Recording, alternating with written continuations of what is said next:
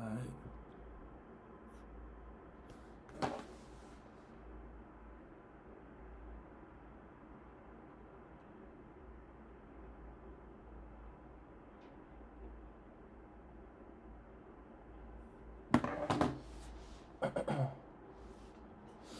Alright, we here. Now I have to figure out how I can. If you are going to be joining the live, if you're already here, just give me like 2 seconds. I'm trying to figure out how to actually do this, I guess. Alright, let me share this. How do I repost? Can I repost?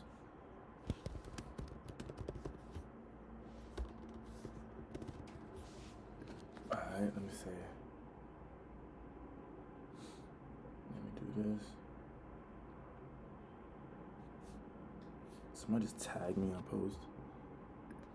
What was this about? Oh.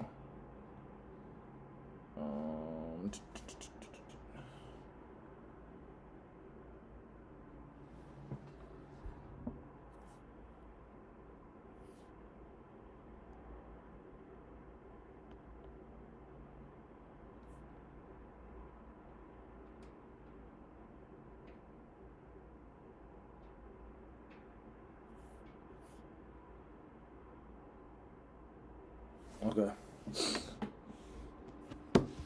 Now, what I have to do is go to the video and see, how do I interact with y'all? Oh, yo, it's mad people in here. What the heck? Oh, shit. Yo, I'm just not seeing y'all comments. What's good, y'all? How y'all feeling? What's up, Maker? What's up, Miss Chief? What's up? In the house. What's up? Go to Kanye. What's up? What's up? What's up? What's up? Yeah. Let me see if I can move some of these logos above so it's not cutting out on the screen. What's good, man? How y'all feeling? I seen that some of y'all wanted me to rate some music or listen to some music or whatever the case is. I try to like listen to some music. Hopefully I don't get copyrighted. So if y'all got songs that y'all made or songs that maybe I could probably play on the stream, let me know. Let me know. But I'm doing good though. Knicks in 5, Knicks 1. You know what I'm trying to say? I'm in Seattle. We was in Seattle and we went to Dave and Buster's to watch the game, and mad people was voting for the Spurs. So like I had to put on some real big New York energy and start bugging out. So every time Wemby scored or whatever, they'll go crazy. So every time Jalen Brunson started scoring, I was like, yeah, baby, I'm from New York.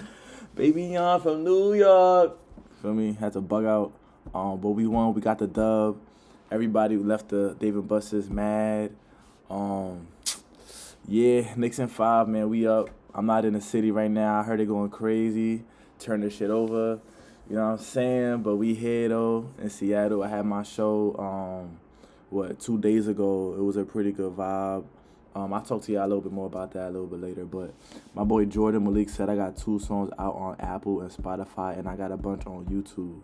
He said, would you mind featuring on my upcoming album? It would mean a lot, and I'm a big fan of your music. Come on, bro. Of course I would, bro.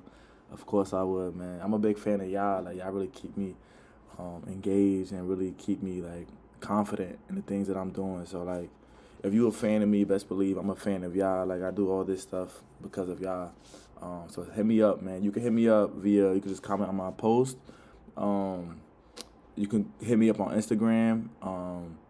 If you're not too familiar with Instagram and you want to send me an email, I do have an email. I'll put it right here. If anybody wants to, like, send me anything. slumchildren.net. My boy Tahisi here. Yo, Tahisi in the chat. So if you heard Selfish or if you heard Who Got a Problem, the other person I was rapping, like, he's in this chat. That's my boy Tahisi. He here though. But shit, yeah, if y'all want to feature, bro, just hit me up. Y'all could, like, send me something via Instagram or y'all could email me.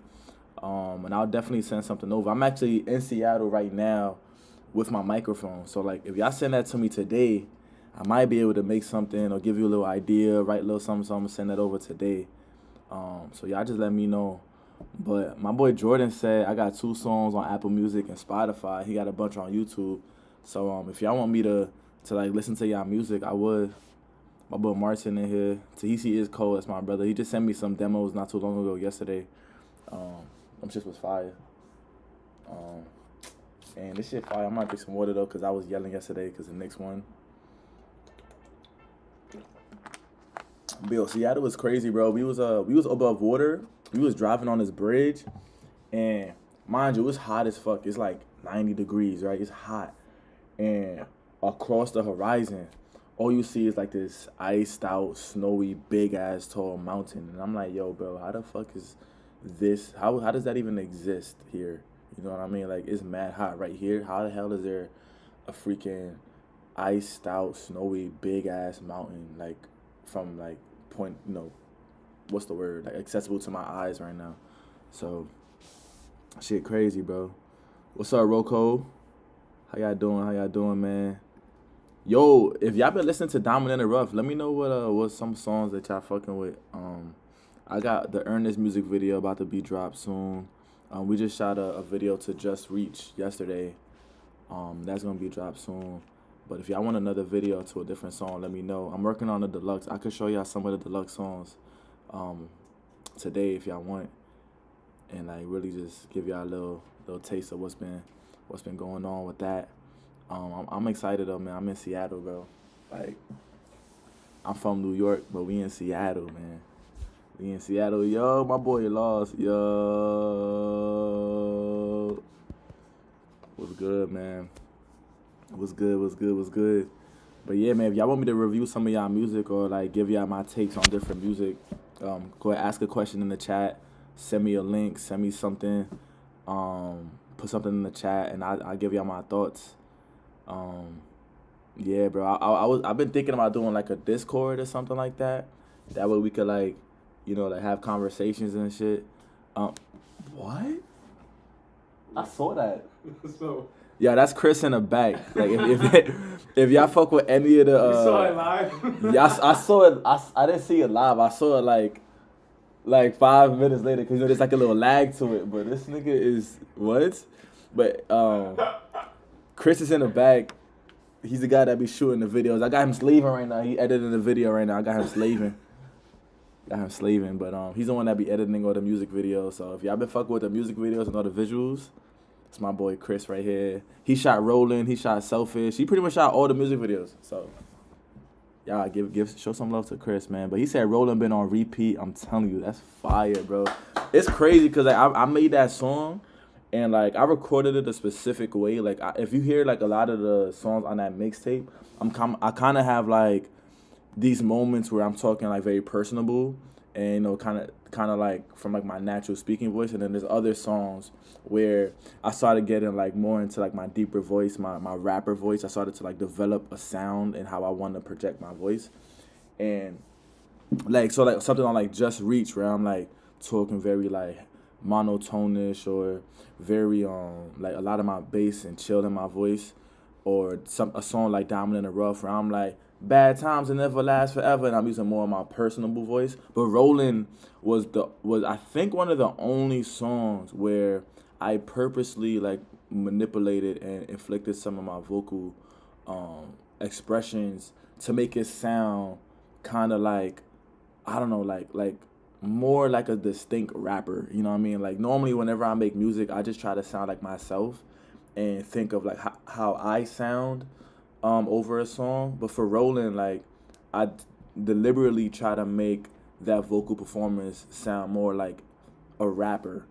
You know what I mean? A rapper version of who I am rather than just me hopping on a song. So like I really appreciate y'all for listening to Rollin'. Like whenever I first made that shit, I was a little nervous. I was like, damn, are people gonna fuck with it? Is the beat too chill? Because the beat is very like heavenly. So I don't know. It's crazy that y'all be fucking with these songs because I'll like listen to certain music. I listen to a lot of alternative or R&B, and I listen to like certain music where like the beat is very, very, very fast. So like the bass is hitting crazy, or like there's like a specific type of snare. There's trap drums to this shit. And then whenever I go and I make some music, especially over this in this particular mixtape over the sample beats, it was a lot of like boom bap sounds. It was a lot of like drum breaks and a lot of sometimes they didn't barely even had drums. It was just a snare or whatever the case is. And a lot of the times the soul and the sample really carried out the song or the beat at least. And like so like I'll listen to like modern music and then play my own shit and I'm like, damn, like my music feels a little slow. It feels a little how do you explain it? Like chill and very like I don't know, like slow tempo. And I had like a lot of like questions on like, damn, like what if this shit put niggas to sleep? Or what if niggas don't feel like they could really listen to it because it's not exciting enough, you know what I'm saying? But so it's really like a blessing that y'all like hear this shit. Y'all listen to the words and y'all appreciate the samples. I feel like sampling is such a lost art these days. Like people sample, and I feel like a lot of the music that we hear is either sampled or interpolated. I think that's what it's called, but it's not done in a creative, artistic way. It's kind of done in like a redundant, ruminant form where like people aren't really showing their skills. They just kind of like put together a one little sample chop and they just keep repeating it over the same trap drums. But like Kalis, he's the guy who like produced the majority of the project. He's a really good sampler, and so like I tapped in with him. I found him on YouTube, ironically. I was just trying to like do some writing exercises to like get back into my rapping bag, because I don't know if you ever heard When I Lost the Feeling, but that one was more R&B-ish and a lot to do with like alternative type of R&B and inflecting my vocal ranges from like more of a high pitched voice or even just singing a lot more. And so like I kind of like lost touch with the rapping side of myself, and so I went on YouTube and I just started like writing to people's beats and shit and rapping to people's beats, and I came across Kalis, and he barely had any views on some of the beats that I was like writing to. So I hit him up. I was like, damn, like if he's making all these good beats and like I feel like I'm making really good music to it, let me just hit him up. And so I hit him up, and this is the crazy shit ever. So I'm about to backtrack and going on a little rant, but I had first started writing to beats just to like get like this inspiration going, but I started to feel like I was losing myself as an artist. And so I'm from South Carolina, but I'm also from the Bronx. So my area code in South Carolina was 864. And so I decided that if I'm gonna be a rapper, then I gotta like practice. And so I came up with this idea where I'm gonna write 864 freestyles in order to kind of like get into a space where I'm comfortable writing and shit, and really like upgrading my pen, you know what I'm saying, and just rapping better. And I hit up Kalis, and whenever I hit him up for the first time, like we texted each other, tell me why this nigga's area code and his phone number was 864. I was like, yo, bro, this shit is destined, bro. Like, I'm from 864. I've never met anybody from 864 before. And I come up with this idea where I'm going to write 864 freestyles. And then, boom, I meet somebody on completely randomly online. I text them, and his area code is the same as mine and the same as the number that I said that I was going to write to. So it's crazy. But all right, I'm gonna go through some of y'all questions. I was rambling and chatting and shit. I'm a chatterbox. That's probably why I make so much music, because I just got a lot to say. But let me see. Who's your top 5 artists of all time? All right, see, this is very distinct because you said artists. So if y'all listening, he didn't say rappers of all time. He said artists. Off the top, I'm gonna say Lauryn Hill. The reason why I'm gonna say Lauryn Hill is because, one, nobody has ever created an album like Miss Education. Nobody has ever sang like her, at least on an album with those live instruments, with the topics that she talked about. I think she has one of the best written albums of all time with MTV Unplugged. Like, I feel like in that particular album, you can literally like remove the music and just dissect the words on a piece of paper, and like the way that it's written is insane. And the topics that she chose to talk about. So like, if y'all know me, or maybe if y'all don't know me too much, but like I'm a firm believer in God, and like Lauryn Hill really be talking about God in her music. And one of the things that I admire a lot is not only did she drop a classic album that's like never been done again ever, but she did that without cursing a single time. It's just pure soul. and she really like showcased insane amount of talent, and she could rap. She's writing her own music, producing her own instruments, singing, doing her own background vocals, sampling herself, and she's rapping. So like I feel like Lauryn Hill definitely is number one. Obviously now her vocals are gone, and like she never really created multiple albums, studio albums at least. But in terms of like what she was able to done just off of one album alone, and then a live album, like that's insane. After that, I got Tupac, and the reason why I got Tupac is because not only did Tupac talk about the things he talked about, but his iconic status is just undeniable. Like everybody wants to be Tupac. He was more than just a rapper. He started acting. He became a symbol of revolution. He became a symbol of black male strength, of black power. He was also one of the last of the dying breeds of the Black Panthers. He was raised by Black Panthers. He also just like went through the struggle and I think talked about the struggle the best that anybody else have in more of a relatable sense. Like, yeah, Kendrick Lamar is great lyrically, where he can dissect stories and paint these images with beautiful metaphors, and so can Lupe Fiasco. But I feel like take away all the metaphors and take away all the similes and the intricate language, I think Tupac really just relied on his personable soul, and just full transparency of just saying exactly what he's feeling and what he's seeing, exactly how it is without trying to be complicated. And I think it just resonated perfectly. So I got Lauryn Hill, I got Tupac, then I got Stevie Wonder. And I think that one is just self-explanatory. Like, everybody knows Stevie Wonder's songs, The Keys to Life. Everybody knows he's blind. You know what I'm trying to say? So he's playing instruments, singing incredibly. Has multiple classic albums, multiple classic songs. He's just, bro, it's Stevie Wonder, bro. Like, if he's not in your top 5, then something's wrong, you know what I mean? After that, though, I would put Michael Jackson. The only thing about Michael Jackson is that his last few albums, I don't know if they were as great. But I'm going to put Michael Jackson. Yeah, so I think Michael Jackson has to be on it because he's the best performer of all time. He's the best pop artist of all time. He's the most successful artist of all time. Yeah, I think Michael Jackson has to be there, right? And not only that, but he didn't even curse in his music either. And like, I give a lot of props to people who like can make beautiful music without having to rely on vulgarity.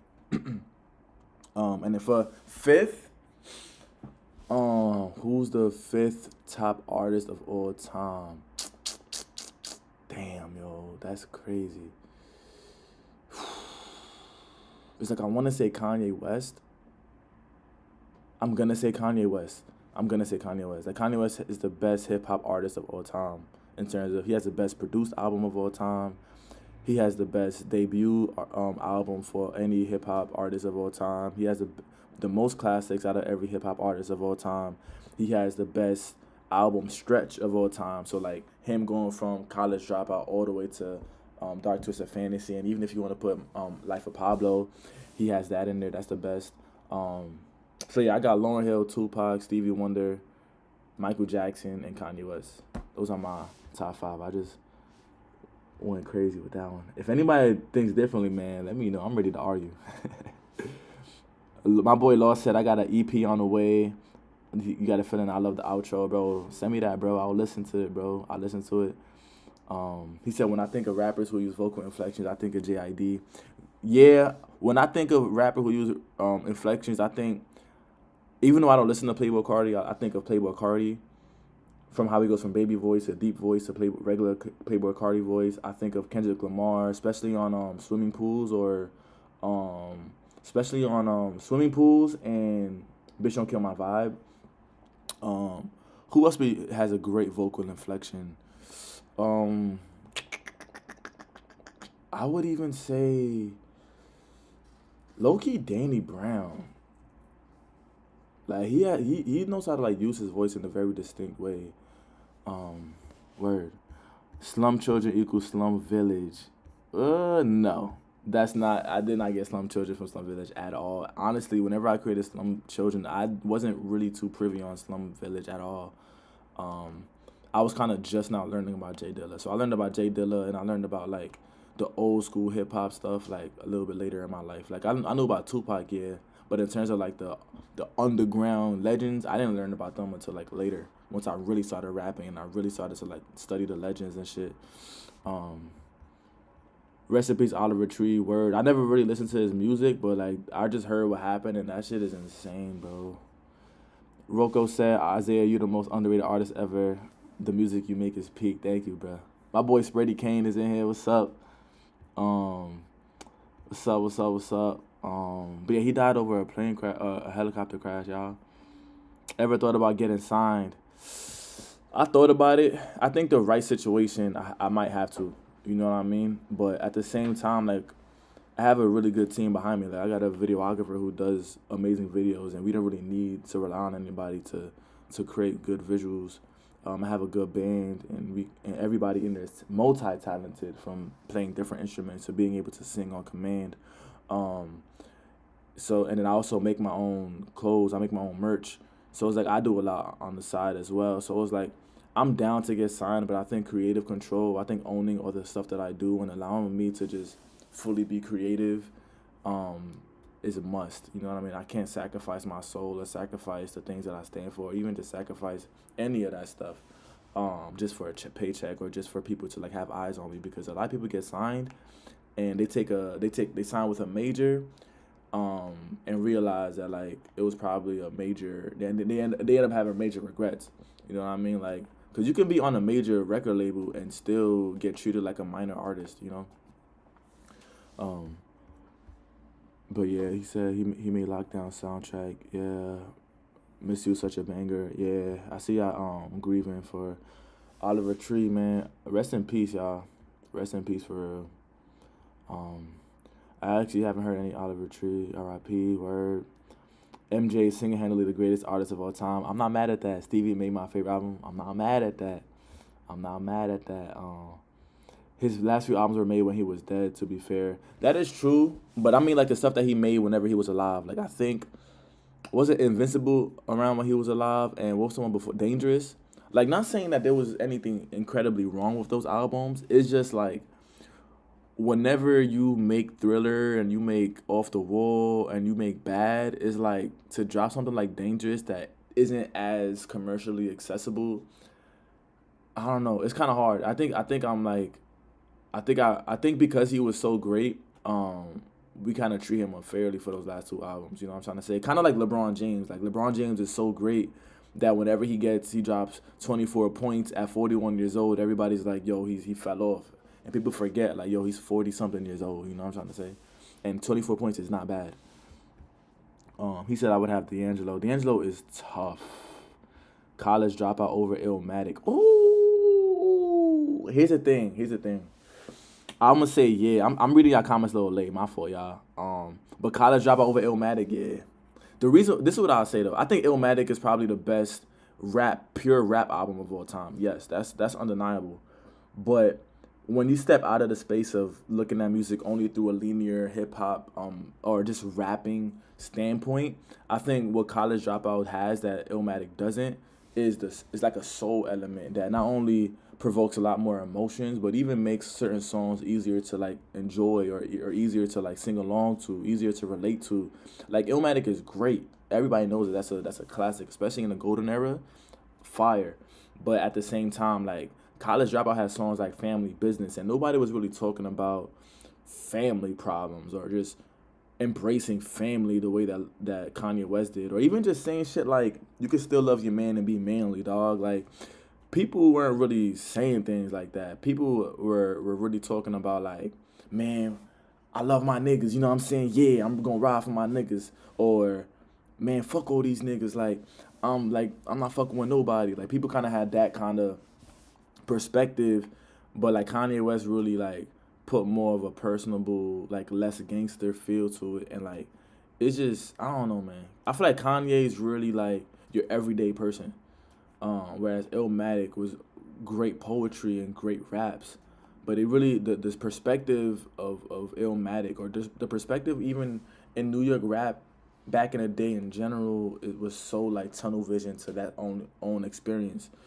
Whereas I feel like Kanye West, like anybody from like if you lived in the suburbs, but if you lived in the hood, or if you just lived outside of the U.S. and lived in like France, anybody could relate to family business. Anybody could relate to All Falls Down. Like everybody has insecurity problems and do whatever it is that they can that's maybe not healthy to like cover that. You know what I mean?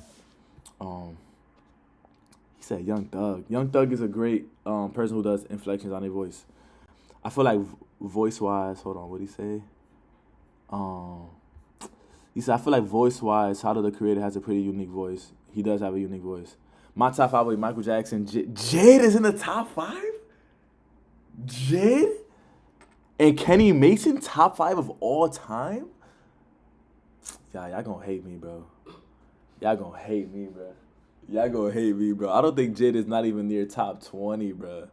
Like, I don't think Jid has surpassed Mos Def. I don't think Jid has surpassed Biggie Smalls, Tupac. I don't think Jid has surpassed J. Cole. I don't even think Jid has surpassed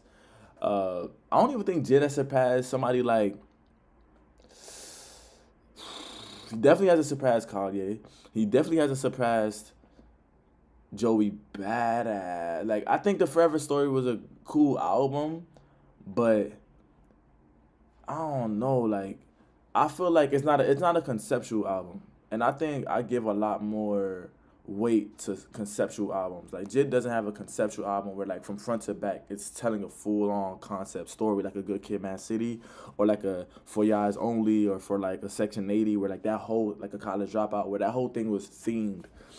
Like, I think he has cool songs on it where he's talking about some real shit, but he also has songs on there where he's talking about bullshit, and, like, he's just rapping just to rap. And, like, The Forever Story kind of feels like a really, really good mixtape rather than an album.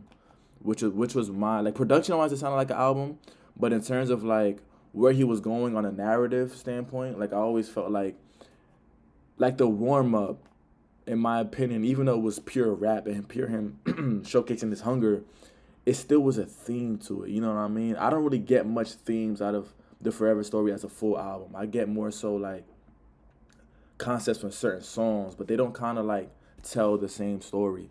It's kind of just like, oh, this is a great song and it sounds soulful and this is a great rap. But then he has like dance or something like that where he's like rapping with 21 Savage. And I feel like anybody who has 21 Savage on the album, bro, that album automatically goes down 5 points, respectfully. But I had to go on my Jid rant. Can we all collectively get sturdy on the grave of De'Aaron Foster's career? Yo! My boy Kamari in here. Yo, bro. Fuck the Spurs. Knicks in 5, nigga. Fuck Wemby. He's a dirty-ass player. Fuck all these niggas, bro. I'm not gonna lie. Knicks in 5. Jalen Brunson to the fucking dome. Cat fucking down to the fucking dome. OG motherfucking Anunoby to the fucking dome. Knicks in 5. If y'all fucking with the Knicks, man, put 5 in the chat, y'all. Put 5 in the fucking chat. All right. I'm back to normal. Jid is overrated.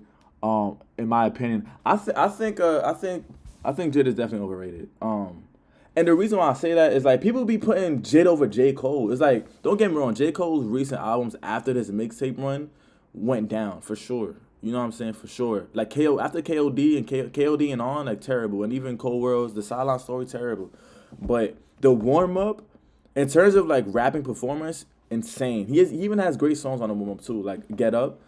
Friday Night Lights, insane. That's a classic, like, classic mixtape. Then you even have the Truly Yours series. Those are classic EPs.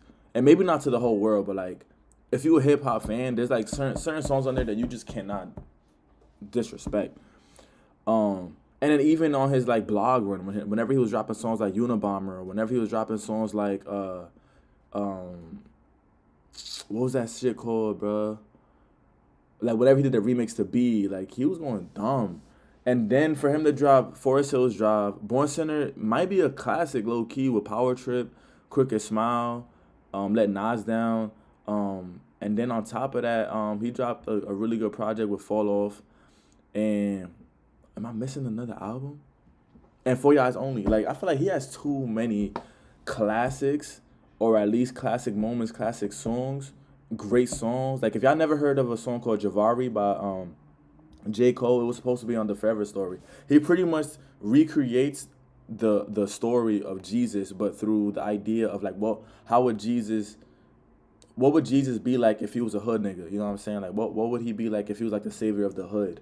And like, it's like a 4 minute, 5 minute song where he has like 4 different verses on it, and he previewed it on his documentary whenever the For Your Eyes Only came out, where it was like, want you to fly, want you to fly. If y'all know what I'm talking about, if y'all don't, look up Javari by J. Cole on YouTube. That's probably like one of the best well-written storytelling songs in hip-hop history, bro. But yeah, they both changed music forever. That's a fact. Illmatic. The thing about Illmatic is that I would give is that nobody has ever came close to creating another Illmatic. Maybe Joey Badass with 1999 in terms of just like insane rap performance, very old school, golden era type of vibes, classic beats. But nobody has ever came close to that. And like, I would even say nobody has ever came close to the College Dropout either.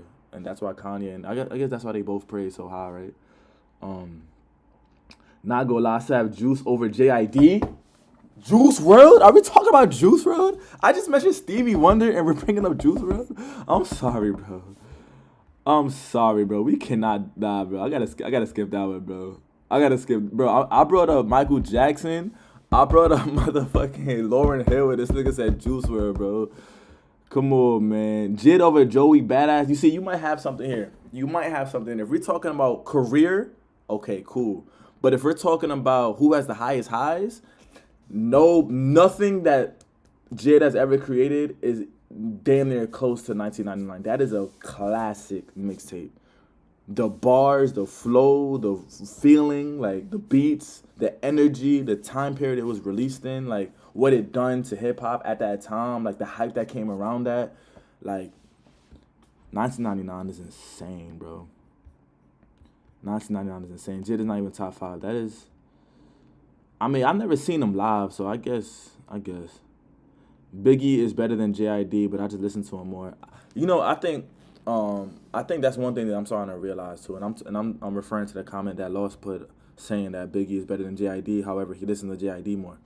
I think me being a artist myself, I'm like rating people's artistic value off of like their actual skill and like the things that I'm seeing them be able to done in the context of what has already been done prior, and to like people trying to recreate or move or expand on that in the future. And like, I feel like Biggie Smalls is just a better rapper. He's just a better artist and has more of an impact. But I'm starting to realize that like, when people just naturally just want to hear certain songs more, the technicality behind somebody's artistic skill kind of like takes the backseat, and people more so just focus on like, yo, bro, I listen to JID more anyway. I listen to JID more than J. Cole anyway. So of course JID to me is better because I'm listening to him more. And I think there's a part of like the accessibility and like the enjoyability or even like the replayability of music that kind of gets overlooked whenever we have these discussions. And that's kind of like why Drake is always in these conversations of being like one of the GOATs, but people don't necessarily like respect it because we like unconsciously use replayability in our rankings of certain artists, but at the same time we forget it whenever we're explaining on why certain artists are our favorite artists or why we think they're the best. And like Drake, even though he may not have a college dropout, but he's like really one of the most enjoyable, accessible artists, hip hop artists of all time. You know what I mean? And it's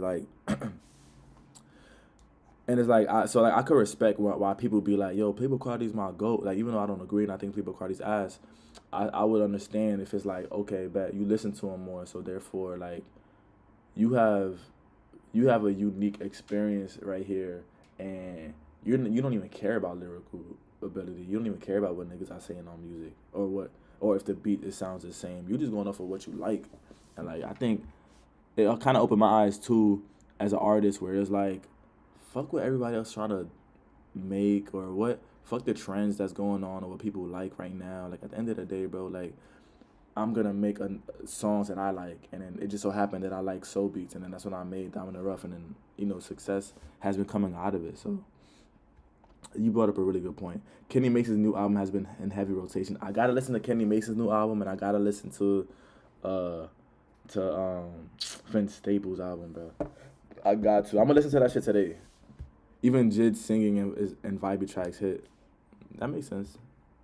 Um, Wait, are we hating on the fall off? We are not hating on the fall off. We are not hating on the fall off. We are not. We are not hating on the fall off. People don't talk about Friday Night Lights enough. That's a fact. That's a fact. J. Cole clears J.I.D. Born Sinner is kind of boring. I think Born Sinner is kind of boring, but you have to be. It's almost like a How do I explain it? It's accessible enough where like you can listen to it no matter where you at because it has hits on it. But there are certain songs that you kind of like have to be intentionally listening to, like because it tells a story and like some of the beats are very like chill and he's just rapping about certain things in a way where it connects to the next song. But I don't know. I think it's a good blend. But I do think he could have done things differently that he eventually did on Forest Hill Drive. Hot take, but Runaway by Cole is better than Runaway by What?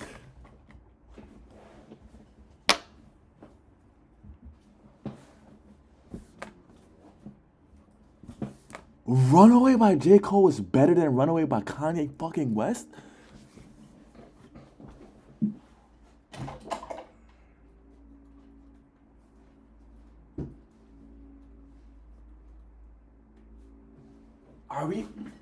Are we, is anybody, what?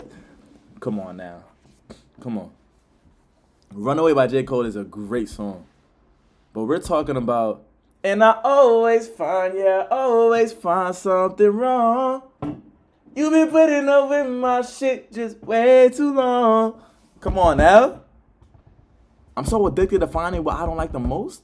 Even the little piano, ding, ding, ding, ding. That's a fucking classic. I'm not gonna lie, that Rick James sample is a, come on. I'm not gonna lie. That has the best Pusha T verse of all time. Who agrees, bro? Pusha T, his best verse is on Runaway. In terms of like him not talking about drugs, because all he talks about, he never sold drugs, but him just having like a story, every line is hitting. That's his best verse of all time. And even in the context of that, even though we singling out Runaway, but like the context of that album, Dark Twisted Fantasy, it has Rick Ross's best verse of all time, Nicki Minaj's best verse of all time, and Pusha T's, in my opinion, best verse of all time. That album is goated. That album is goated. The outro to Runaway, the music video, that 10-minute, 10-hour-long movie that he did for Runaway. Come on now. This nigga Kanye West said, I sent a picture of my dick. Man, that's crazy, bro. Crazy. If you could choose, he said, if you could listen to one song to listen to for the rest of your life, what would you choose? I'd probably choose Tell Him by Lauryn Hill on Miseducation. Good question. I would probably say Nights by Frank Ocean. Nights by Frank Ocean is tough. Capital C's has so much in the tank. He did. In my opinion, Capital C's was better than Joey Badass, but I digress. The Forever Story of 1999, it's a really good debate, though. It is. Because I think it's kind of like that's kind of like saying College Dropout versus Illmatic. I think Illmatic is better than 1999, and I think College Dropout is better than The Forever Story. However, it's kind of like similar in the sense where 1999 is pure rap, and The Forever Story is just like, it has like good songs to it, it's soulful to it, but it does lack some of the narration and conceptual pieces that like something like a College Dropout has that will put it over that hump in my ranking, which is why I will put 1999. Because when you go to 1999, you know exactly what you're going for. The story is there, and even if it's not necessarily like a story like the Roots, like that Roots album story, it's still like the entire picture is being painted, and you can see a nigga from Brooklyn, from the hood, who's still like 17 years old just trying to make it in rap. Whereas The Forever Story is like, one minute you have a song about his mom's or his sister or her soul or like black plight, and then next thing you know, he has a song about him just rapping, literally just for the fuck of rapping, which is nothing wrong with rapping just to rap, but it's like whenever you if you're gonna go all full-fledged, like, oh, I'm just rap just to rap, cool, do that. But whenever you accompany it with very deep conceptual songs, it kind of like dilutes the project, in my opinion. I remember Javari. I'm a huge Cole fan. I probably consume most of his content, docs, interviews, blah, blah, you know what I'm saying? Power shit, bro, really talented. Yeah, he is, man. That's J. Cole, though. That was my GOAT until the ending of his career. Especially with that apology, bro. I was so disappointed, man. What do you think about this? Damo Genesis is top 35 in my opinion. I'm not gonna lie, bro. I'm gonna give you so much respect for that because a lot of niggas sleep on Damo, and he just dropped a really good project. My boy Dennis put me on to that, bro. But like that's really a nice pull, bro. Like even saying 35, like you ain't put him like top 10. So I think I'm not gonna lie, bro. I gotta respect that one. Cause I think once you get beyond top 15, top 20, I think then after that top 15, top 20, I think your personal preference shows the most. Like don't get me wrong, anybody who has Playboy Cardi or Future as number one, why? But at the same time, it's like after you get the Eminems out the way, the Drake, the Kanye, the Cole, the Kendrick Lamar, the Lupe Fiascos out the way, once you get those and you kind of like solidify where you rank them, I think once they out the way, I bet now it's like, okay, who do you listen to that you really, really, really fuck with that's kind of niche or maybe just like a hot take or whatever the case is. So I got to respect Damo because you put him in the top 35 and then on top of that, like, you even know about him, you know what I'm saying? Like, a lot of people don't know about Omen. Omen had a really good project with the Elephant Project. I think it was called Boss. You was dropping great music back in the early Dreamville days that niggas was sleeping on. People be sleeping on Logic, too. Logic had really good mixtapes with the Young Sinatra series all the way up until Under Pressure. No Pressure was really good as well. But, yeah, a lot of niggas was sleeping on albums or projects or whatever the case is. He said Iceman. Oh, hold on. Let me just... My bad. Let me... Capital C's was finna go places, so unfortunate that he ended up doing what he did, yeah. What do you think about the Kanye doc on Netflix? I haven't seen all of it. So after I dropped this project called When I Lost the Feeling, which is the one that I dropped before Diamond in the Rough, I was like looking for that inspiration of like where do I go next? And I started watching Kanye West, the documentary. And I forgot why I stopped. I think I ended up just having to like go to work or something like that. And it just kind of disrupted my flow of like watching it. But I didn't finish it. But I was fucking with it early. But I'm such a Kanye West fan. Like I have some of my early songs that I've never released and I never will are like me impersonating Kanye West on School Spirit. Like I used to just like try to be like Kanye West. Same thing with J. Cole. I used to try to be like J. Cole. I used to try to be like Drake too. Those three people. I try to be like Lupe a little bit. And I never tried to be like Kendrick, but I tried to like take from Kendrick of what I liked, like his vocal inflections and stuff like that. And I'm still like learning how to like master those things in my own sound, in my own way. But I haven't seen that documentary in full, but it was really good. Drake is calm, but his discography is just too inconsistent for a top 10 placement. I'm not mad at that, bro. The thing about Drake though is that he gave us classics, but his classic. It's like a different classic. Cause I think hip hop, we kind of like look at hip hop in a way where it's like, yo, music that's about societal problems or music that's very, very, very personal and touches things deeper than just, oh, I'm just going through this.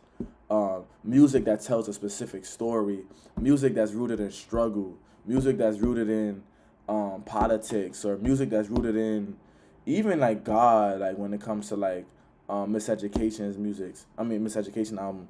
It's like Drake's classics lacks that substance of I'm talking about something deep. Drake's classics is more so, oh, we know exactly who Drake is and he's talking about emotions that we all experience. But there's not really much of a story or anything profound about it. It's just more so like we're getting exactly what Drake feels. And so it's like if he were to just go conscious, just one album and really like talk about things, one, what would that sound like? Well, and can we even relate to something like that? Because is he even in touch with that?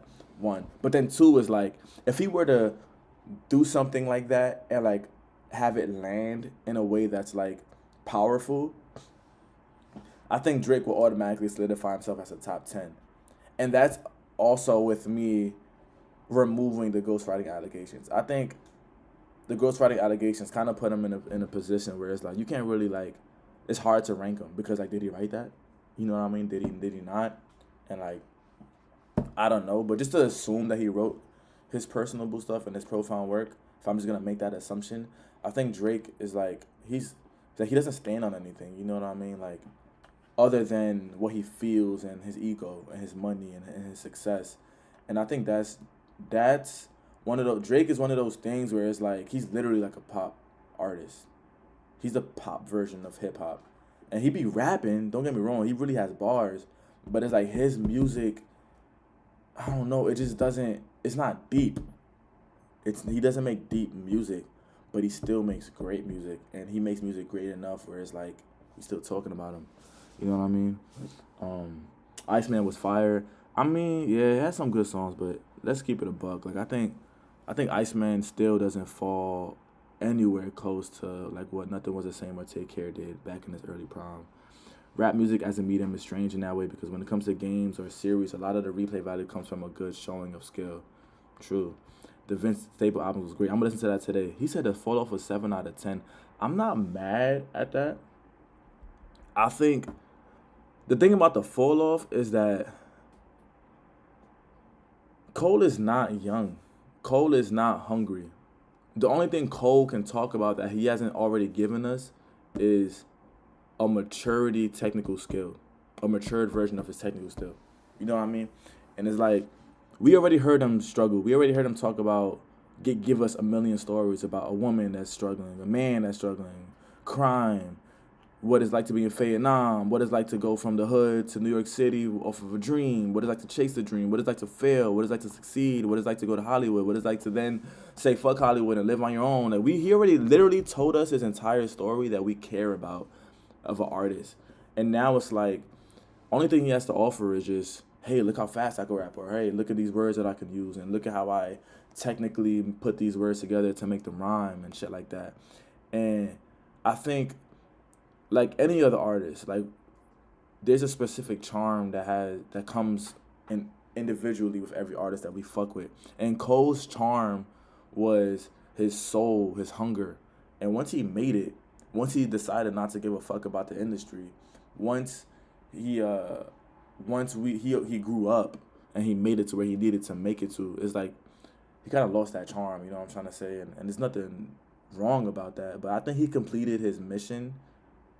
He completed his mission earlier than he anticipated. And unfortunately, he wasn't able to complete his missions through albums. He completed his mission off of really good mixtapes. And that's why he had to like try to make the fall off, because he never was able to like get to where he needed to get to off of an album release. It was always off of like great mixtapes and blog era singles that he just dropped online. But I can understand why his vocals get tiring or why it feels bloated. Like he's an older man. Like his vocals don't sound as youthful as it did before. Let me see. I'm going through y'all takes. He said that's a terrible take. Runaway is one of the greatest songs of all time. That is a fact. He said My Dark Twisted Fantasy is overrated. I'm gonna try to go through y'all comments because I realize I'm like far behind in what y'all was commenting. So I'm gonna try not to rant. But bro, My Dark Twisted Fantasy is the best produced album of all time, bro. But Runaway does make you tear up though. That's a fact. He said I'm finna lock in my boy. I could genuinely listen to Runaway for the rest of my life. Yup. Push has so many better verses. I don't know, man. Like, what do you go for verses? You know what I'm trying to say? Like, if it's like Pusha T, like drug verses, like I don't give a fuck about no drug verse. I'm gonna keep it a buck. Like, I don't care. He's not selling drugs. He never did. You know what I'm saying? Like, this fake, oh, I'm a drug dealer type of, I hate that shit, bro. Because it's like, you're not even doing that, bro. Like, what are you rapping about? But when it comes to, like, him just rapping, like how we did on Story of Adidon, where he just literally broke it down on the story level, like I think that's when it's like, okay, I respect it. Because it's real rap. It's not no fake ass, I'm a hide behind this drug dealer image that I don't even really represent, you know what I'm saying? The Forever Story is peak. The College Dropout is also peak. Illmatic is also peak. I mean, these are really good albums, bro. what inspired you to make Diamond in the Rough? So I pretty much started Diamond in the Rough off of like a writing exercise.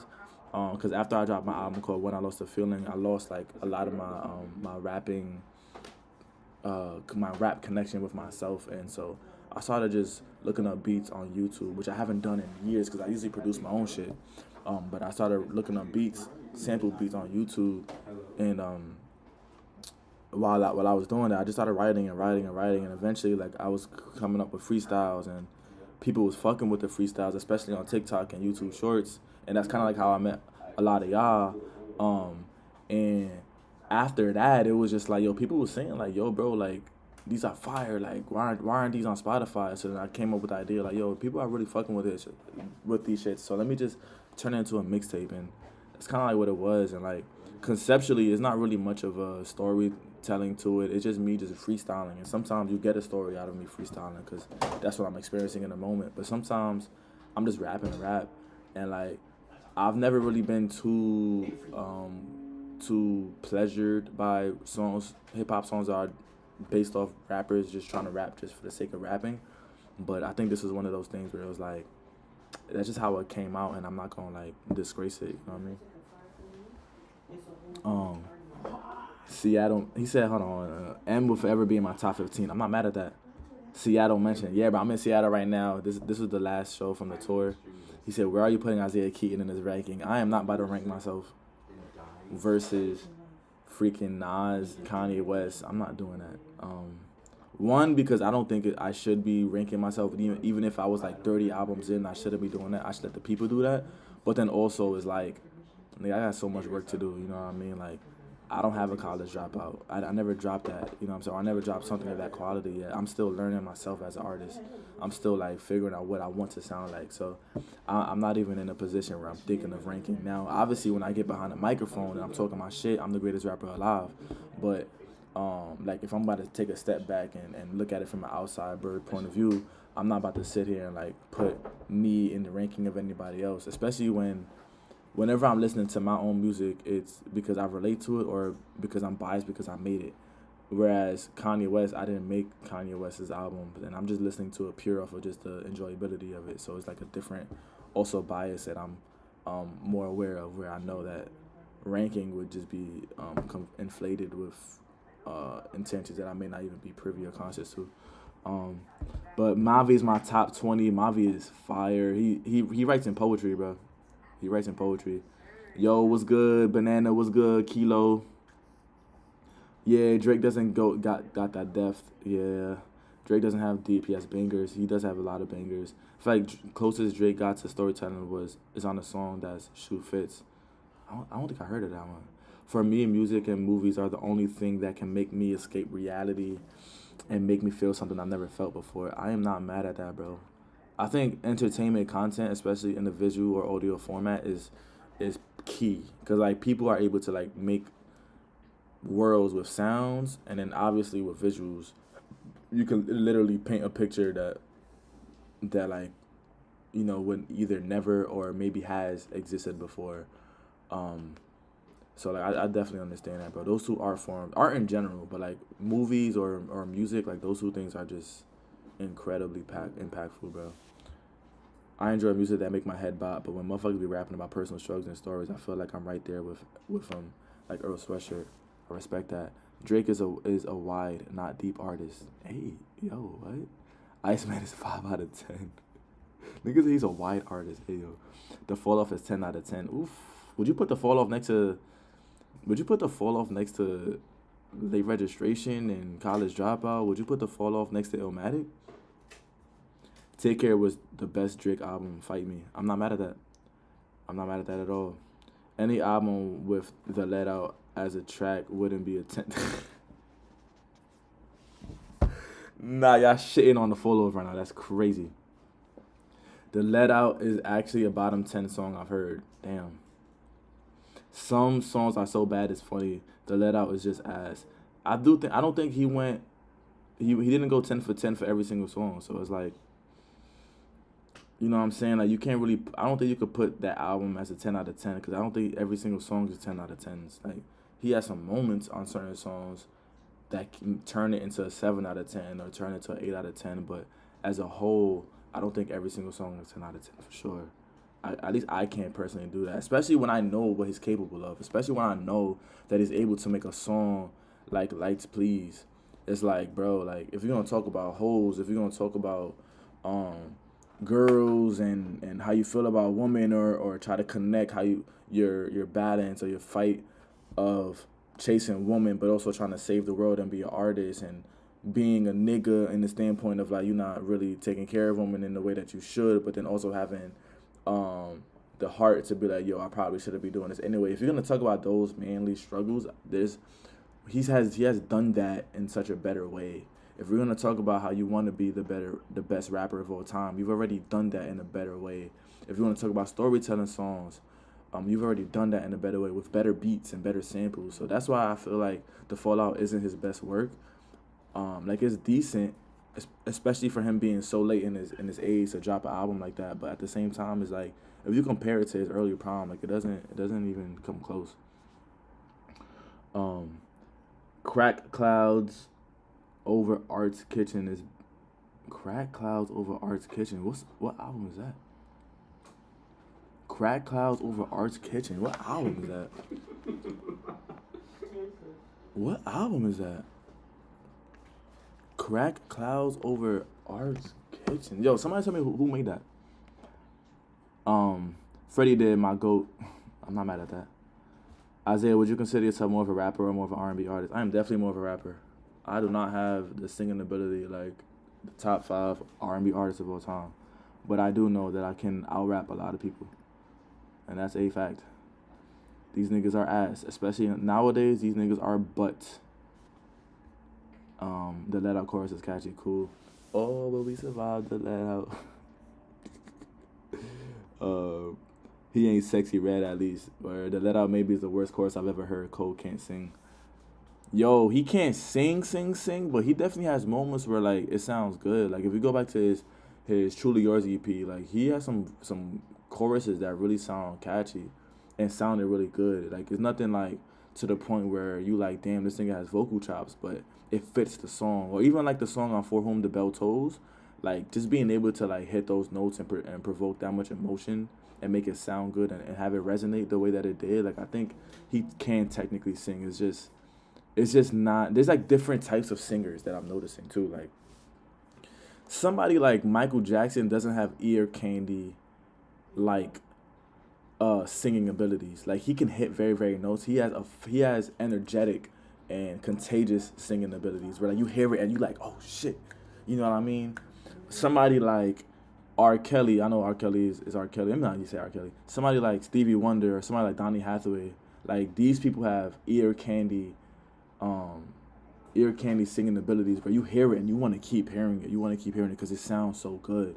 And then there's people who like can just inflict their vocals, where it's like Kendrick Lamar, where he can't sing, but he can make a song like Bitch Don't Kill My Vibe, and it's like, yo, like him just coming up with these different ways to use his voice, it sounds fire, you know what I mean? I said M would never be in my top 15, not forever. Oh, he would never be in your top 15. Really? Mr. Stan himself? I don't know, man. Eminem, I feel like you gotta give it to Eminem. The thing about Eminem, though, is like, he made a lot of bullshit in terms of content-wise, looking back on it on a retrospective view. But at the same time, like, given the context in which he wrote it in, given the context of, like, him being the only white rapper to ever do something like that, and then also given the context and observing and analyzing his technical skills, I think you kind of gotta like use those things whenever you're creating that equation, because like, bro, Eminem technical skill is like insane. I think the only person that has a better technical skill than Eminem is Lupe Fiasco, and that's only because Lupe Fiasco doesn't go around saying he's about to freaking jerk off with his left arm and come on his sister's mom. You know what I'm saying? Like Eminem says some wild shit. But Lupe Fiasco is really going to use his technical skill to tell a story. Like, if y'all ever heard Revenge of the Nerds, that's like a mixtape series that Lupe Fiasco had. Or Lupe Fiasco got a song called, it's called Glory. He got a song called, damn, damn. He has a song where like he was like rhyming. What is it called? Like triplets or some shit like that. The whole song. I forgot what the term is called, but it's basically like an insane like display of technical lyrical skill. Lupe Fiasco is one of them ones. He's the best lyricist of all time. By the way, is it me or just has this decade been a lot quieter for mainstream rap and unreal for underground? Freddie Gibbs, Armin, Alchemist, Billy Woods. Bro. Let's talk about fucking The Alchemist. Let's fucking talk about The Alchemist, nigga. Let's talk about The Alchemist. The Alchemist right now, I'm not gonna lie. Right now, The Alchemist has solidified himself as, I think like The Alchemist has solidified himself as like one of the best producers of all time, no matter what. Like in terms of his output, consistency and quality, like who he's been working with, the project that he's been working with, like you might put like Kanye West in there because he's Kanye West, you know what I mean? But or maybe even like Madlib, but like Adilla, you know, things like that. But like I feel like in terms of consistency, like Alchemist has been making beats since the fucking nigga before I could even speak. You know what I'm saying? And he's still dropping classics, especially with Alfredo 1, Alfredo 2. Like, come on, bro. Alchemist is insane, bro. But Underground is definitely better, bro. And the crazy thing is that the Underground was never always better. Like, whenever Kendrick, Drake, and Cole were in their primes at the same time, or whenever Kanye first came out, like, it was clear. Mainstream rap was the best rap. But I think over time, like any business, like any time black art becomes a viable commodity, I think, you know, it gets saturated and it gets monetized and misused and culturally appropriated and people like taint it, you know what I'm saying? And I think Underground is like our last hope of like keeping the art alive for real. Word. I'm looking excited to drop my EP mostly because I don't really like my music, so I want to see what other think of it and take from it. Bro, if you send us the link, bro, I'll probably play it right now for y'all. I'll play one of your songs right now and give you my full honest review, and I won't be able to lie because you're gonna see it on my face how I feel. The rapper who made For Y'all Only the song shouldn't be making the Let Out and Legacy and shit. I agree. I'm planning to drop an EP. Don't know if I will, but want to. I say go for it, bro. Drop it. Shit. Right on my community wall, if you drop it or when you drop it, and I'll listen to it and I'll tell you how I feel. I want to create a Discord, man. And if I create a Discord, bro, I want y'all to be able to like have conversations and share some music, whether you made it or just music that y'all been listening to. Y'all let me know if y'all would be interested in that, and I'll do it. He said, I'm putting you on. Black Cray made the album. Black Cray. Let me write that down. I'm gonna listen to that. Black Cray. It was like something about Crack House on Art's Kitchen or some shit, right? Black Cray. So I'm gonna listen to that right here. He said, I listen to it. Facts music. Yo. Is it just me or is the stream lagging every few seconds? It might be. I'm in the hotel Wi-Fi, so if it's lagging, blame the Marriott. MF Doom is the greatest singer. What? Singer? I'm gonna skip that one. I don't want to disrespect MF Doom, so I'm gonna skip that one. M got me into rap, so he gets extra points. Not mad at that. Bro, when you mention triplets, it just reminds me of JPEG Mafia and experimental rap, just spamming the same flow more than swampers. Nah, bro. Do not compare ever. Don't ever compare JPEG Mafia to Lupe Fiasco, bro. Please. Who's your favorite producer? I think there's two different sides or answers that I'll have to it. In terms of like music, I'm gonna say Kanye West, because he made all his shit, Jay-Z shit, and I don't even listen to Jay-Z, but those albums are incredible, incredibly produced. He made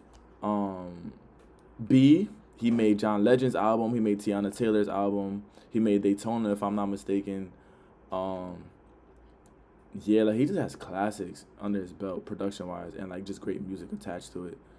And I think All of the Lights interlude is the best hip-hop interlude of all time. And I think it's one of the best, and My Dark Twisted Fantasy is the best produced album of all time, hip-hop-wise. After that, if you want to go into just like sampling and shit like that, I like Alchemist samples. You could even throw Jay Dilla in there, but I'm gonna probably choose Alchemist.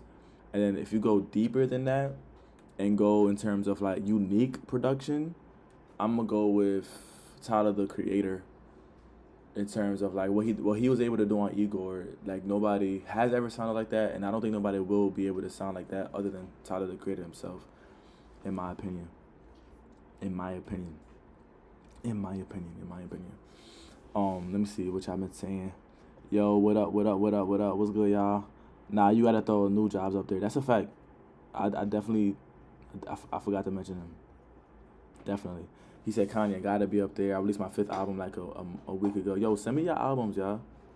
Send me your albums for real. He said hot take, Astro Thunder album of All of the Lights interlude. What? I don't know, man. I don't know, bro. All of the Lights interlude, like we talking about violins? We talking about like real life violins or orchestra? I don't know, man. I don't know. I don't know if I could. I don't know, man. I don't know if I could. I can't. I don't know, man. I can't see anything beating that. Like I just think like on a musical level, fuck like a hip hop, fuck like a old bars, fuck like a storyteller, like fuck all that shit. Just on a musical level, it is orchestrated almost as if it's a fucking opera, and then to just see like what it leads into, to see how the interlude of All of the Lights sounds and it leading to All of the Lights is insane, bro. I think it does exactly what interlude does, and in the most musical and articulate way possible. You know what I'm saying? From a hip hop album of all time. Where damn, all y'all make music, man. Y'all gotta drop y'all shit, bro. Y'all gotta drop y'all shit in here, and definitely hit me up, man. I'll listen to y'all shit for real. For real. Oof, man. I was chatting all day. Anybody got questions? Anything y'all want to say? Anything y'all want to ask me? Anything that y'all want me to listen to? Anything? I drop a new album every 2 weeks. What the fuck? How? How are you making an album in 2 weeks? Please let me know. Thank you. Tell me the Krabby Patty formula. I need to be able to do that shit. That is insane. That is insane. What y'all doing? Try to take a ginger shot? Ginger shot. Shot, body shot. Well, yo, let me get one. You got another one? Caught that shit, nigga. Like Jalen. I caught that shit like Jalen Brunson, nigga. Knicks in fucking 5! In the Knicks in fucking 5, nigga. Baja. Alright, let me chill. Album is called Different Vibes from Down There by B.O.L. Yo, y'all trying to take it on the stream? You took your shit already? I took a little bit. Yeah, we finna take a ginger shot. Alright. How do I open this shit? Just untwist the top. Yeah, I took a little bit. Take your ginger shots, y'all. It's important. Yeah, this shit is spicy as fuck. Let me smell it. Let me smell it. Yo, this shit smell like pain, nigga. Man, this shit smell like it's about to hurt. Oh, this shit is a woman owned. Okay. I trust it now. Okay. Okay, ready? Alright. Oh, wait. Y'all gonna drink this shit for real? This whole thing in one shot? Nah, I'm not drinking one shot.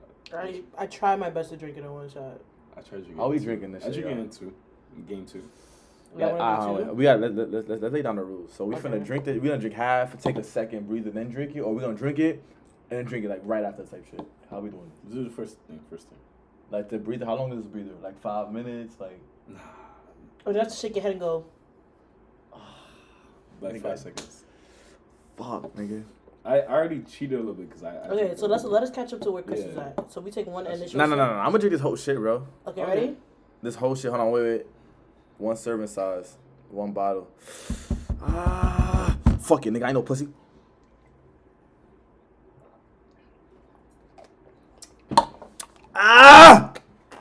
It wasn't that bad. It was bad because like before I swallowed it, it landed on my tongue and sat there. No, it wasn't bad.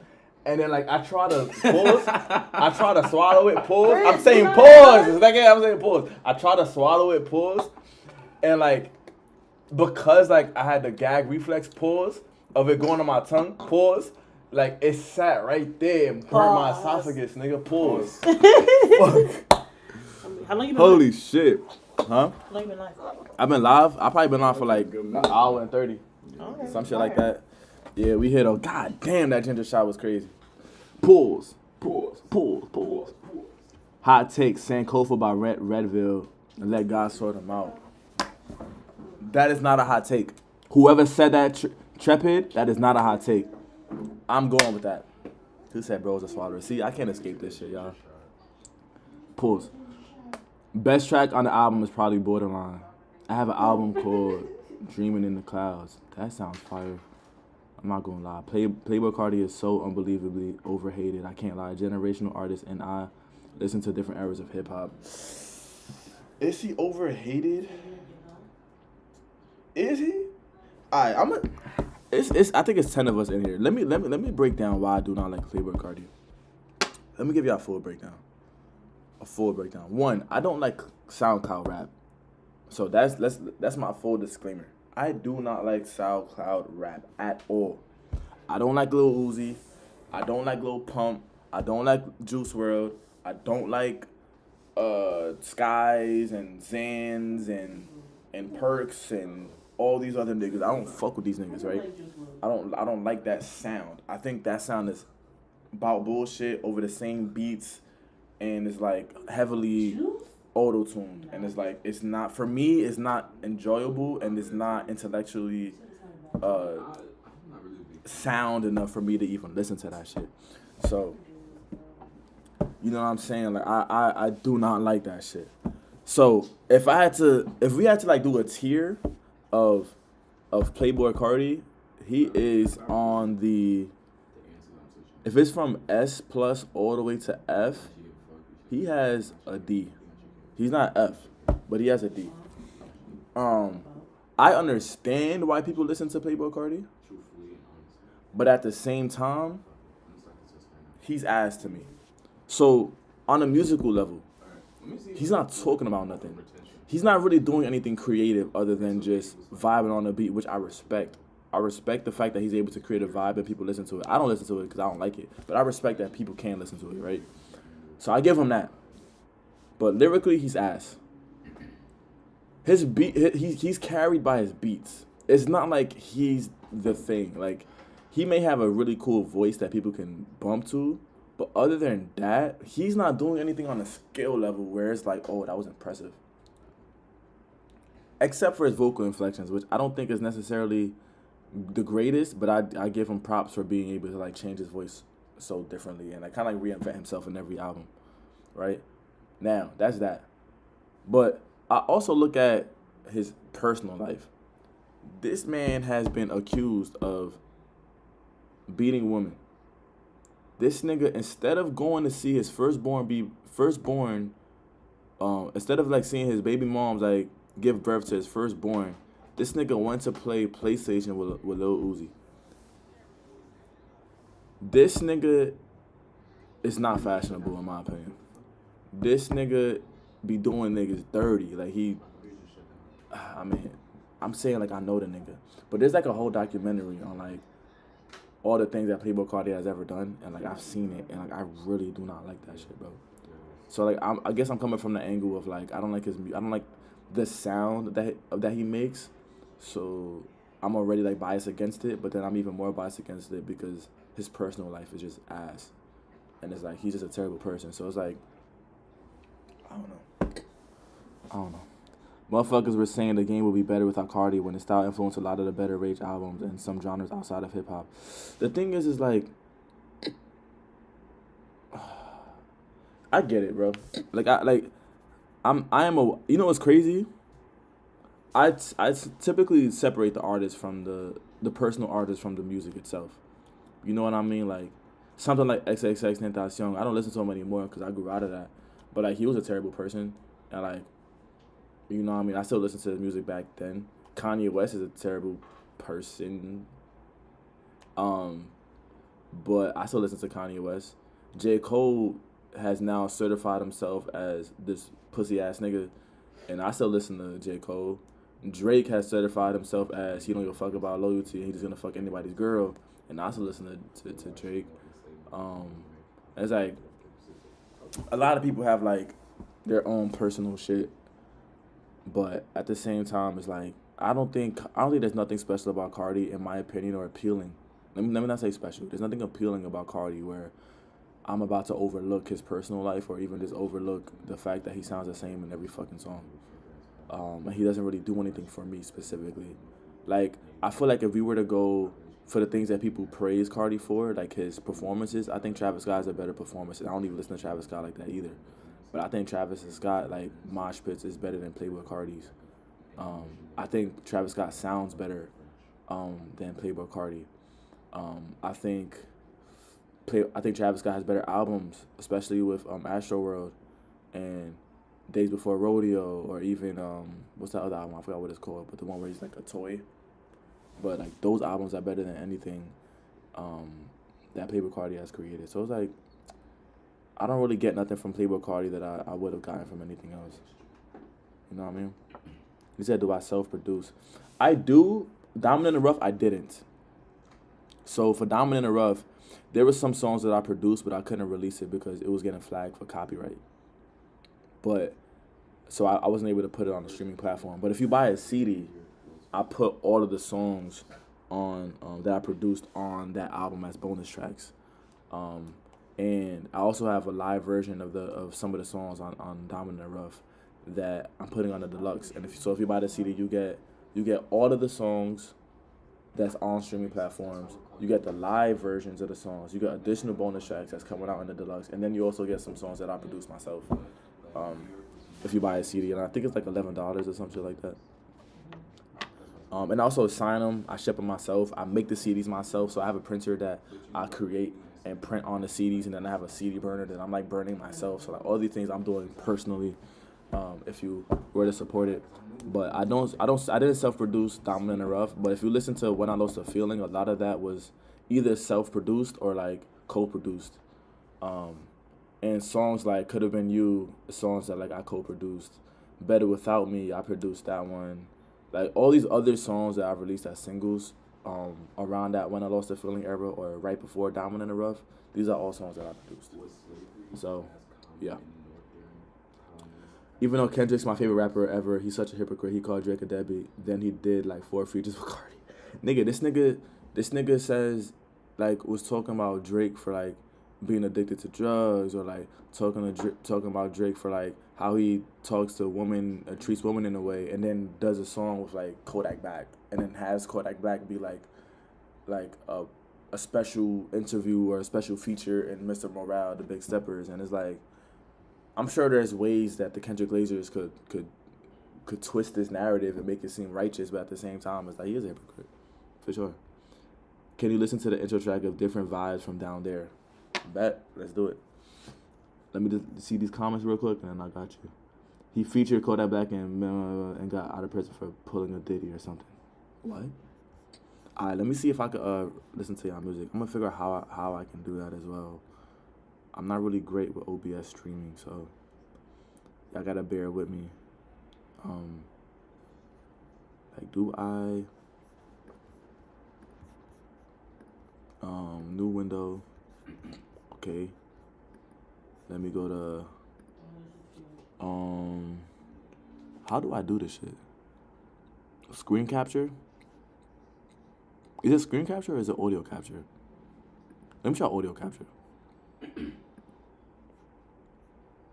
Audio capture, okay. Application audio capture. Let me do Safari. Oh, I think I might be able to do it.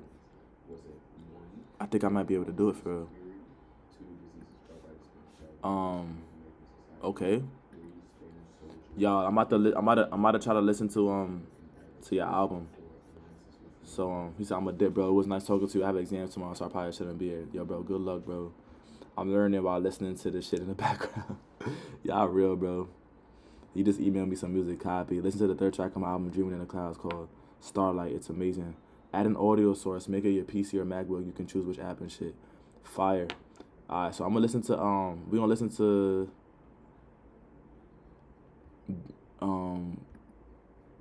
Boy TP music. We gonna listen to that. We gonna listen to that. Y'all ready? If you hear and you got that shit in the background, y'all ready? If you tapped in and we eye to eye right now. You ready? Alright, he said what was this thing called? It was what is it? What was it called? Different vibes from down there. I'm bugging? That's not your, is that your song? Oh, I see it. You just dropped it. Okay. The intro, he said.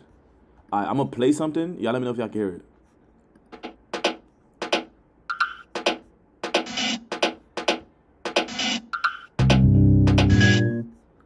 Did y'all hear that? Did y'all hear that? Y'all let me know if y'all hear that. If y'all heard that. Let me know if y'all hear this. Yo. Let me know if y'all heard that. Yo. Hello. Is that who I think it is? Gang. Y'all can hear it? Fire. Alright. I'm about to play this shit, y'all. I'm about to play this shit. I'm excited. Cause that shit was sounding fire, I ain't gonna lie. So 1, 2, 3. Let's bump this shit, y'all. This is from Boy. TP music. It's called Different Vibes from Down There. It's a movie, it's an album. We listen to the intro. Let's go. It sounds a little cracked.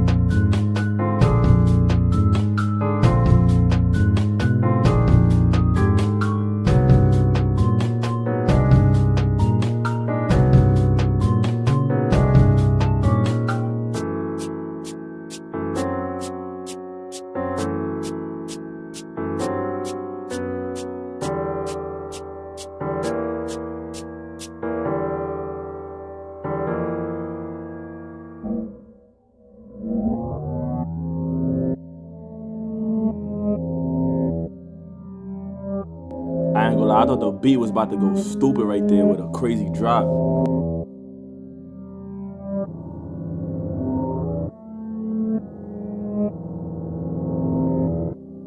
Yo, he said the best part go at 8 minutes, so I'm gonna go to 8 minutes real quick, y'all.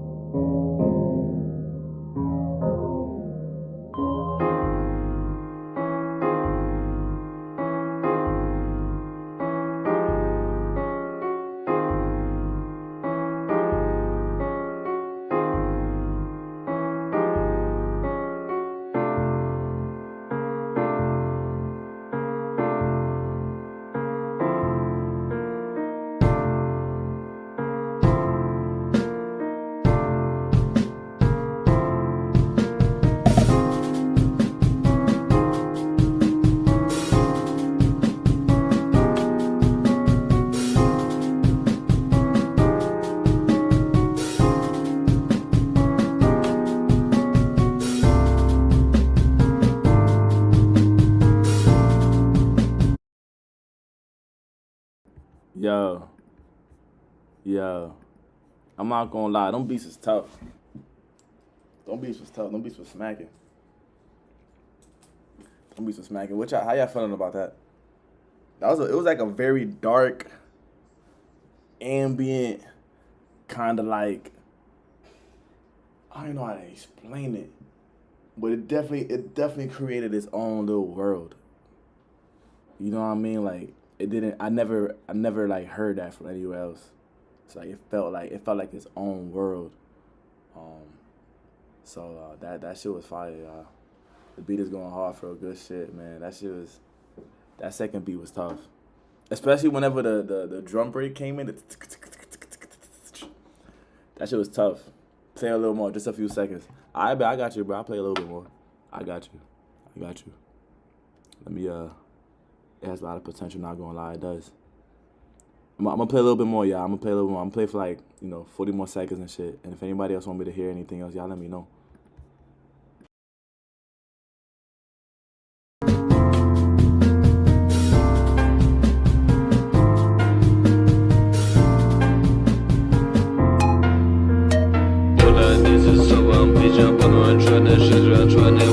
Try it all the time.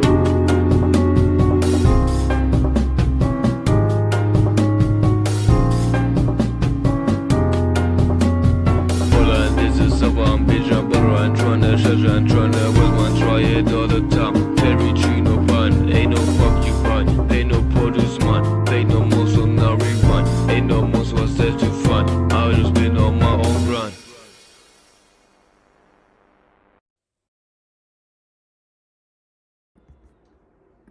Tough, y'all. Put W's in the chat if y'all fucking with that. Put W's in the chat if y'all was fucking with that. Yeah. W's in the motherfucking chat, y'all.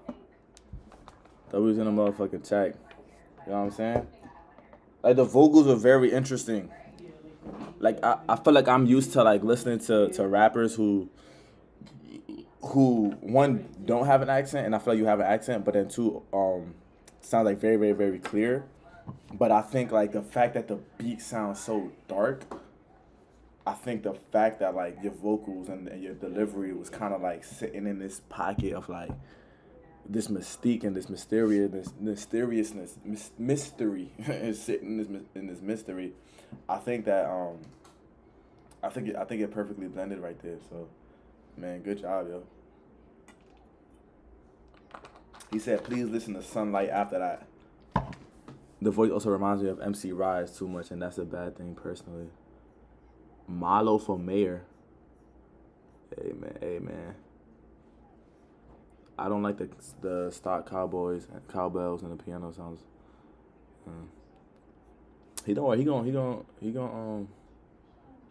work on that. I'm probably gonna end the stream a little bit soon, but I'm gonna listen to Sunlight by May Keeper. Listen to Sunlight. May Keeper. I found it. That's crazy. It's crazy how I found that shit.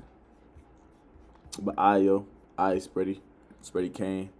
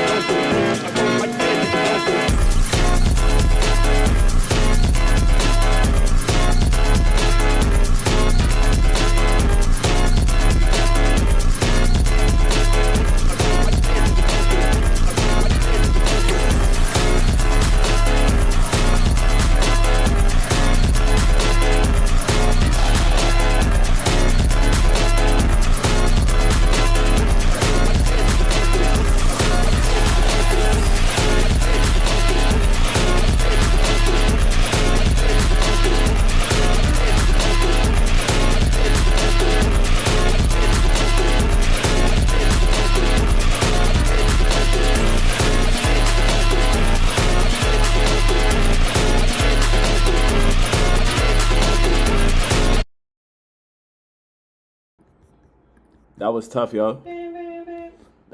This man said he's 11 years old and he made a 11.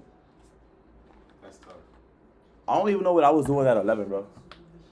I was probably playing Super Smash Bros, bro. I probably was playing Super Smash Bros on like the GameCube or some shit. Bro, I probably was playing SmackDown versus Raw. That's crazy. Yeah. 11 years old? Do you remember what you even looked like at 11 years old? I have a picture at home. Oh, you have a picture? Oh, y'all did that shit? Oh. We couldn't afford cameras. I don't know. What the fuck? Yo, Nigga, we couldn't afford cameras, bro. We keep it a buck, bro. That BlackBerry camera had me. Yo, we couldn't afford no camera, bro. Having a camera on the phone was so expensive. We ain't had that shit, nigga. But nah, I'm joking. Yeah, I'm joking. But holy shit, don't stop, bro. You could develop even more in these 7 years. So you're 18 and become a nasty producer. Nah, for real, yo. At 11 years old, that is insane. At 11 years old, I don't even think I was even doing anything with music. I might have done like talent shows and shit like that, but like nothing on the level where I'm like actually behind a computer. You know what I'm saying? Like that's insane, y'all. That's insane.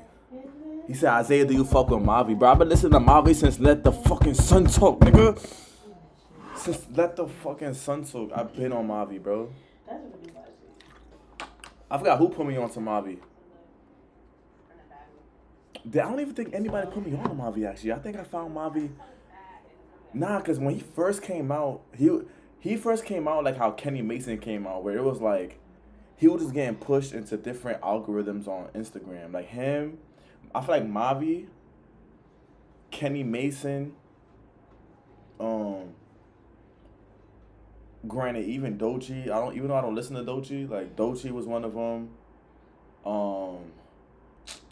Right now, Lareezy, like all these niggas were like getting pushed by the algorithm. Like it was never on some shit where like I heard them from somebody else or I heard them from like a playlist or whatever the case is. It was more so like, man, I was just scrolling on Instagram and then boom, like I just saw them. Thoughts on Danny Brown. Bro, Danny Brown is one of them ones, low key, bro. Danny Brown is one of them ones, bro. Like, he makes some really good music. I think Danny Brown is, like, he has, like, a very, like, interesting flow. Interesting flow, bro. Shadowbox is my favorite album from 2024. The real question is, how y'all feel about Mike? Y'all fuck with Mike? Beware the Monkey? Pinball? Y'all fuck with Mike?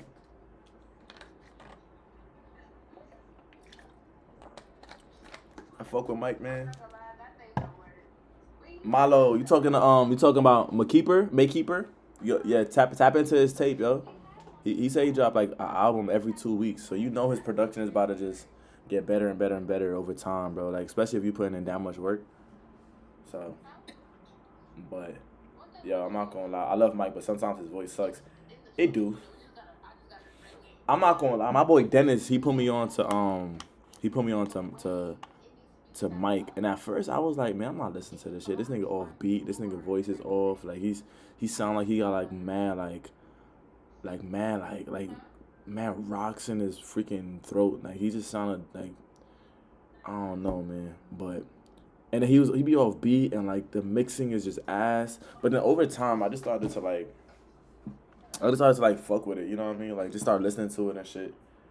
And over time, I fuck with it. I ain't gonna lie. Nah, listen to your tape, Isaiah. Yo, bro, listen to it, man. Let me know what you think, man. Diamond in the Rough is out. If you like hip-hop, Diamond in the Rough.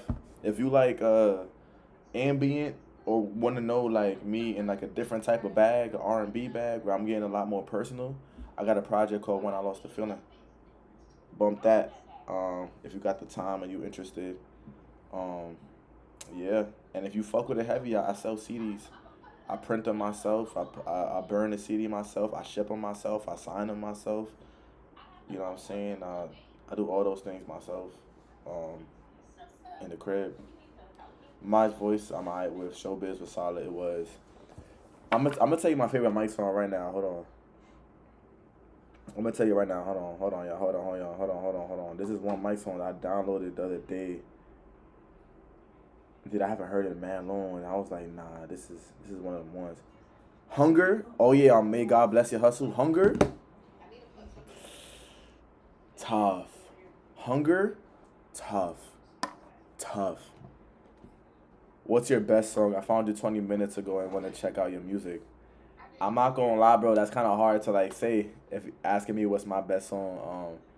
I'd say right now on Diamond in the Rough, people are fucking with these 3 songs the most. People are fucking with the song Diamond in the Rough. People are fucking with Rollin', and people are fucking with Road Trip. But I think Selfish too. yeah, Selfish too. People was fucking with Selfish, but like most people are fucking with Rollin'. You know what I mean? He said Navy Blue locked the fuck. I forgot Navy Blue be producing, yo. I forgot Navy Blue be producing, bro. Navy Blue is underrated, bro. That nigga is underrated. Navy Blue. Who's the other nigga, bro? Y'all got my message, right? Yo. Y'all look in the group chat? Yo, Thad, come say what's up to the stream, yo. Nigga, y'all streaming? Yeah. Why the fuck we streaming? He said, why the fuck I'm streaming? I can't say what's up to my people? You can say what's up to your people. The problem is, we supposed to be at that studio since at 4:30. No one checked the chat? No one Check the chat. First of all, you smell mad good. What you got on? I put the old one on from PA. You know the vibe. Yo, that shit smell good, nigga. Nah, but we're going to the studio at 4:30. We have to, it's an hour, 20 minute by train. God damn, nigga. Are we back in New York? 28 minute? What are you talking about? That's an hour 18. Are we back in New Hour York? 20 Oh, I thought you said 28. Are we back in fucking Oh, New York? so Nigga said an big hour on and 30 camera. minutes. Yeah, but we have to be in the lobby at 3 o'clock if we want to get the full studio time. At what time? At 3 o'clock? Yeah. Oh shit, that's Exactly. all day. It's 1:48 over here. Yeah, Damn. exactly. Alright, let me hop over the stream. We was having fun, yo. We was having mad fun. I ain't gonna lie. So just start getting But y'all heard what I gotta do. I gotta go be an artist and make some music. But yeah, y'all, if y'all want me to stream again, let me know. If anybody interested in going on like a Discord or whatever, I wanna create like a little Discord. You know what I'm saying? And like be able to contact y'all, send y'all some unreleased music, send y'all some beats I be working on, listen to y'all music, talk about music. I want to build a little community here, cause y'all really been showing love and like shit been fun, y'all. But I'ma holla at y'all, yo. Y'all be safe. Knicks in motherfucking 5. Knicks in 5. Knicks in motherfucking 5. Hold up. I gotta tell a story. Nah, fuck this. Hold up. Oh shit. Hold up. 5. Some white boy with a horrible haircut and a unibrow came in my face talking about some Spurs and 7. He had his head in his hands walking out that Dave & Buster's yesterday. He did. Suck my dick. Yo. Oh, I'm so sorry. I'm so sorry. Alright, y'all, man. I'm end this, man. Y'all know niggas get wild when you from New York, bro. When the Knicks is on the line, niggas get wild. But I'ma holla at y'all for real though, man. Y'all be safe. If you haven't already, listen to Diamond in the Rough. Send Diamond in the Rough to all your friends. Please spread the word, man. I love y'all niggas, man. I love y'all. I fuck with y'all heavy, yo. I'm out of here.